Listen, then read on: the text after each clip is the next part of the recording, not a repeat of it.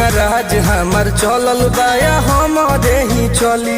ढेर अइले गइले गुंडा माफिया कतने बाहुबली, केहू के बस के चीज नइखे। इहाँ राज हमार चलल बाया हमारे ही चली। ढेर अइले गइले गुंडा माफिया कतने बाहुबली, मार के गोली बन कदम बोली हरदम ला सुता दे। माहौल जवन बदली ओहके दुनिया से उठा दे। माहौल जवन बदली ओहके दुनिया से उठा दे।